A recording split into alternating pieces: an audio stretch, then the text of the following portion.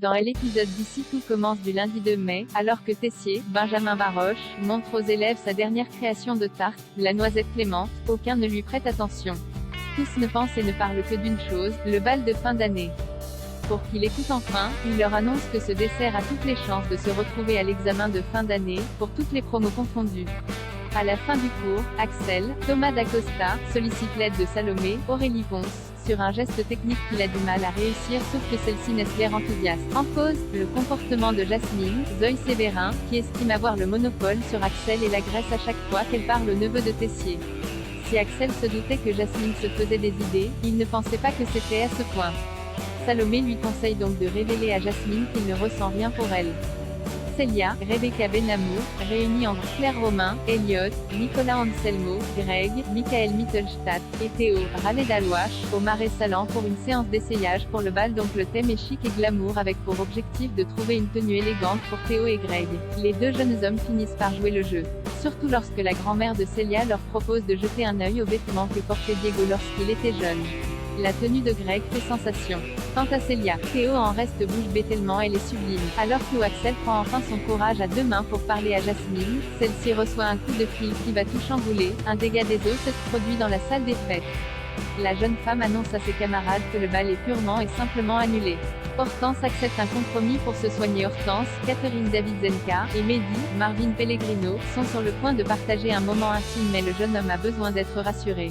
Il pense que puisque sa chérie n'accepte pas son corps, elle doit trouver le sien horrible. Mais Hortense lui assure du contraire, elle trouve Mehdi sexy. Ils sont donc sur le point de reprendre là où ils en étaient quand Enzo, Aziz Diabaté, débarque et les surprend. Ce qu'il ne tarde pas à révéler à Tom Darmon. Selon lui, Hortense était tellement à l'aise avec son corps qu'elle a faim d'être boulimique. Une conversation surprise par la chef Guino, Catherine Marshall, qui intervient, ne pouvant leur laisser dire de telles inepties. Elle décide donc de convoquer ses élèves pour une discussion à cœur ouvert lors de laquelle elle leur annonce qu'Orange va mieux. Elle leur explique également en quoi consiste la boulimie et leur révèle en avoir également souffert. Après son discours, Enzo s'excuse auprès de Claire. Tom, lui, fait part à Hortense de ses regrets d'avoir agi ainsi envers elle ces derniers temps. Mais la jeune femme lui rappelle tout ce qu'elle a failli perdre à cause de la fuite de son journal intime. Néanmoins, désormais, elle n'a plus besoin de cacher son mal-être. Face à Claire et son père, Hortense assure se sentir mieux et plus concentrée dans les cours mais Daniel Rochemont, Pierre Azéma, remet sur le tapis cette histoire de centre spécialisé dans les troubles alimentaires. Claire estime qu'il s'agit de la meilleure solution pour soigner sa boulimie et son mal-être. C'est grâce à cet accompagnement que la chef a guéri. Quant à sa scolarité, Tessier acceptera sans doute d'aménager son emploi du temps. Mais Hortense ne veut pas mettre sa vie entre parenthèses. En live sur le compte de l'Institut, elle filme une ultime vidéo dans laquelle elle affirme ne pas avoir pensé un mot blessant de ce qu'elle a prononcé dans ses vidéos. Elle promet qu'elle ne recommencera plus. Surtout, qu'elle l'est. D'ailleurs, Kelly, Axel Dodier, Enzo, Tom, Charlène, Ola Petrenko, Salomé, Anaïs, Julie Sassou, Lionel, Lucien Belbès, et Mehdi lui ont réservé une belle surprise. Réunis, ils sont venus lui témoigner de vive voix leur affection et se disent prêts à la soutenir. Hortense a bien réfléchi et a pris sa décision.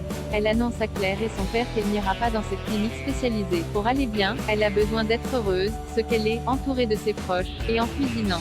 Daniel lui propose néanmoins un compromis, qu'elle consulte une psy spécialisée dans les troubles du comportement alimentaire. Elle pourra donc effectuer un travail en profondeur sans renoncer à son quotidien et à ses amis.